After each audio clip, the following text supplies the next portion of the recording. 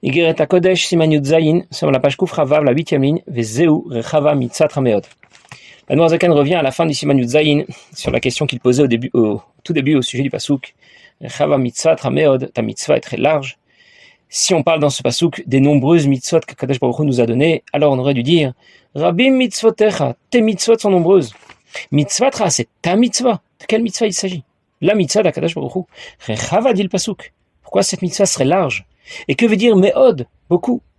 Alors pour répondre à ces différentes questions, l'Admor Zaken a présenté dans Siman un développement qui marquait bien la différence entre ce qui se passe dans le Gan Eden et ce qui se passera dans le Olam Haba, le monde de Triat HaMetim, la résurrection des morts. La lumière associée au Gan Eden est limitée, mais malée. La lumière associée au monde de Triat HaMetim, Olam Haba, est sans limite, Sovev. Mais il faut encore déterminer qu'est-ce qui permettra d'obtenir Sovev et qu'est-ce qui permettra de l'intégrer. Pour l'obtenir et pour l'intégrer, la mitzvah de tzedaka va intervenir. Mitzvatra, nous avons dit, c'est ta mitzvah, la mitzvah de Dieu par excellence, la mitzvah de tzedaka, parce que Dieu apporte à l'ensemble de la création ce dont elle a besoin pour exister, pour fonctionner, sans attendre aucun retour. Rechava, elle est large. Cette mitzvah est large parce qu'elle est le réceptacle adéquat pour intégrer Ein Sof, la lumière infinie de Dieu. Sovev, Keter, que nous avons appelé aussi Ayin. Et il dit dans les mots, Vezeu rechava mitzvah trameod.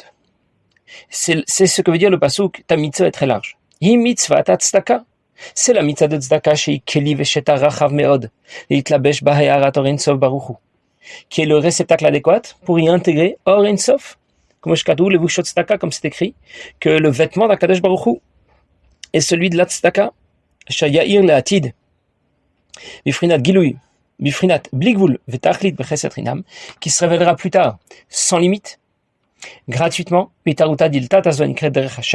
grâce à cet appel d'en bas que nous réalisons par la mitzvah de tzedaka que l'on a appelé le chemin de Dieu. C'est pour cela que l'on dit me'od, beaucoup. Beaucoup signifie, représente ce qui est shubligvul vetachlit, ce qui est sans limite.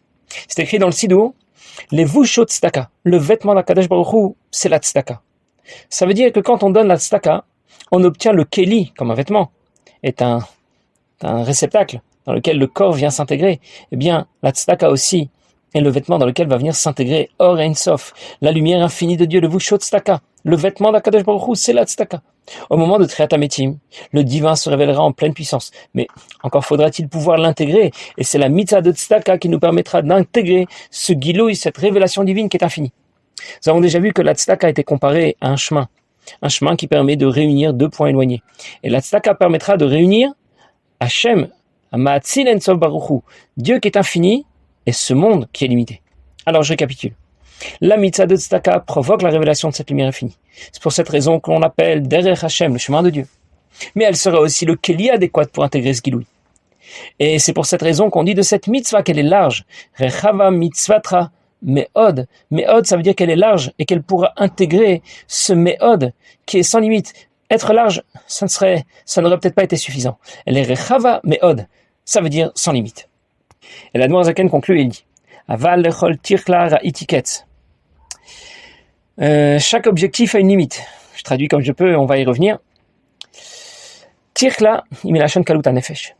Le mot tirkla ici fait référence à l'extase de l'âme. Chez Gan Eden, que connaît la Neshama dans le Gan Eden, chez Befrinat Ketz, Tachlit, Tzimtzum Kanal, qui est le Gan Eden est un lieu dans lequel le divin se révèle avec des limites, ou le chol tirkla, toute forme d'extase de l'âme, ça veut dire quel que soit le niveau de la neshama dans le Gan Eden. Fishesh kama vekama malot ou madrigot Gan Eden. Il y a différents niveaux dans le Gan Eden. Zel malamizad ou mamalot, un plus haut que l'autre, jusqu'au niveau les plus hauts. Comme je vous l'écoutez à chasse, mais Arizal, comme c'est écrit dans l'écouter à chasse du Arizal, Perush Mamar Azal, au sujet de ce que disent nos maîtres, c'est écrit dans Masret Brachot. Talmidei Chachamim en laim nucha chulei. Talmidei Chachamim ne connaissent pas de repos, ni dans ce monde, ni dans le monde futur. Sholim Tamid, mi madriga le madriga basagat Torah shein la sof roulé, parce qu'ils s'élèvent de plus en plus d'un niveau à l'autre dans leur compréhension de la Torah qui n'a pas de limite. Adachar atriya shel emnucha. Mais au moment de la résurrection des morts, alors ils connaîtront vraiment le repos. Je vais apprendre ce que vient de nous dire l'Admor Zaken, comment il a conclu ce siman dans le même pasuk que c'est écrit. Juste avant Rechava mitzvah trameod, c'est écrit lechol tirkla ra'itiketz. Chaque objectif a une limite. Le mot tirkla ici faisait référence à l'extase de l'âme, que l'on appelle kaluta nefesh. La Neshama obtient dans le Gan Eden une lumière divine qui lui procure une satisfaction et un plaisir intense, un plaisir complètement décalé à ce que nous pourrions seulement essayer d'imaginer. Et pourtant, ce plaisir intense est limité parce que la lumière divine qui rayonne dans le Gan Eden est limitée durant de mes malais, complètement décalée par rapport à Sovev qui est infini et au-delà. Lorsque le Passouk dit « Lechol tirchlar etiket », toute forme d'extase a une limite. Ça veut dire que toutes les formes, tous les niveaux que pourrait atteindre la Neshama dans le Gan Eden sont limités, ne sont pas sans limite. On aurait pu se tromper et penser que la lumière qui brille dans le Gan Eden est limitée au niveau les moins hauts du Gan Eden. Mais celle qui brille dans le Gan Eden au niveau les plus hauts, pour les grandes tzadikim qui s'y trouvent depuis des milliers d'années, celle-là s'est peut-être affranchie de ses limites. Et pour que l'on ne fasse pas cette erreur, le Passouk dit « Lechol tirchlar etiket ». Toutes les strates du Gan Eden s'inscrivent dans un cadre limité, même les niveaux les plus hauts.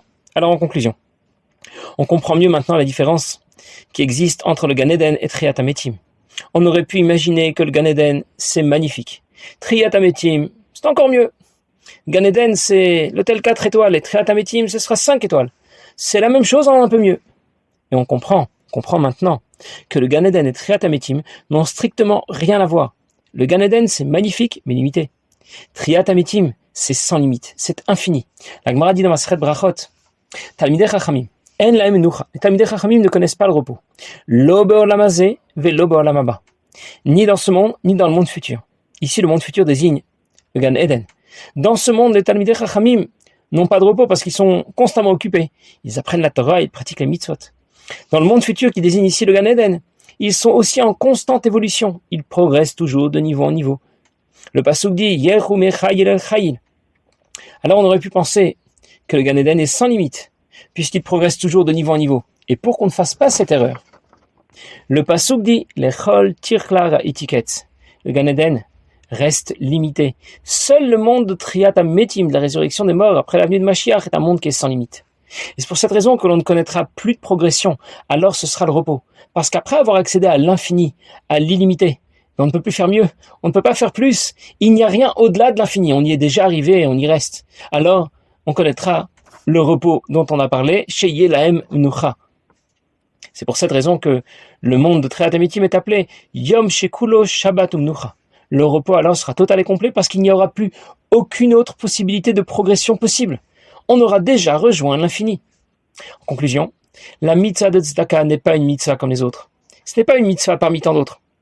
C'est une mitzvah exceptionnelle qui intervient directement dans la réalisation du projet de Dieu dans la création. Le monde de Triat HaMetim, dans lequel la dimension infinie du divin va finir par se révéler.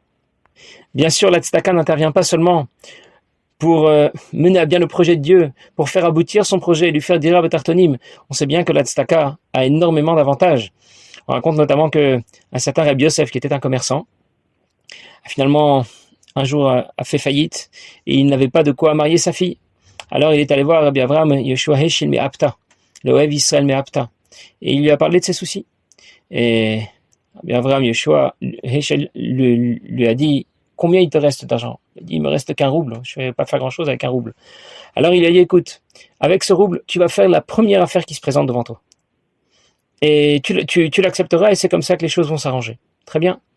Il ne voyait pas trop quelle affaire il pouvait faire avec un rouble, mais il avait confiance dans les paroles de son rabbi et il est parti. Il est arrivé dans une auberge et il voit 3 commerçants, 3 juifs qui sont là en train de discuter autour de diamants. Les uns veulent acheter et les autres veulent vendre.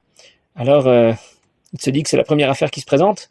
Il se rapproche, il regarde un peu les diamants et l'un des commerçants lui dit « Pourquoi tu regardes comme ça notre marchandise? Est-ce que tu veux acheter quelque chose ?»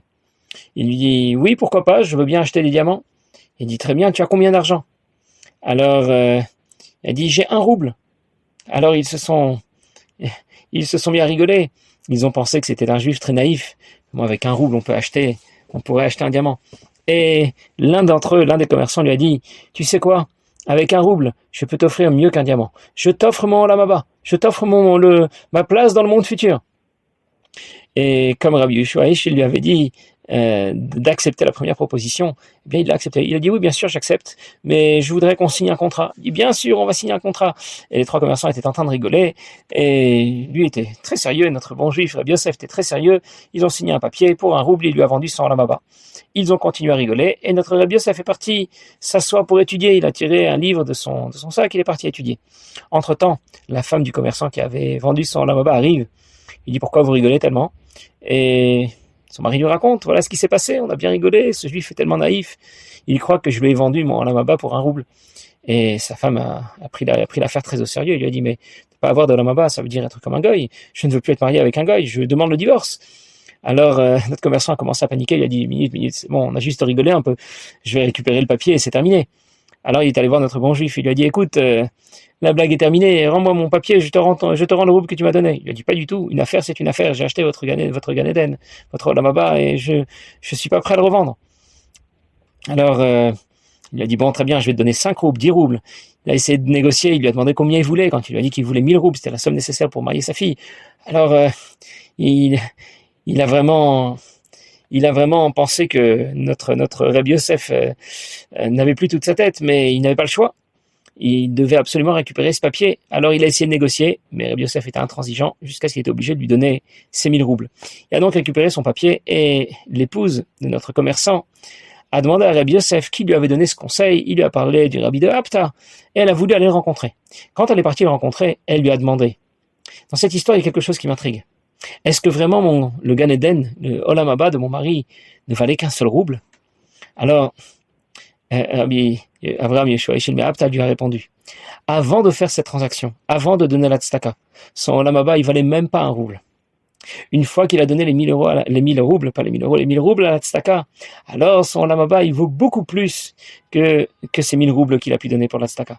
C'est pour nous dire que, bien sûr, la mitzvah de tzedaka est une mitzvah exceptionnelle, à part le fait qu'elle vient s'intégrer, comme on l'a étudié dans le Siman Yud Zayin, elle vient s'intégrer au projet de Dieu, elle permet de le faire aboutir, mais dans ce monde déjà, on en profite avant même, on n'a pas besoin d'attendre Triat Hametim pour profiter de ce que nous apporte la tzedaka, parce qu'elle nous sauve même dans ce monde, elle nous sauve de la mort, elle nous sauve de toutes les difficultés. Passez une bonne journée.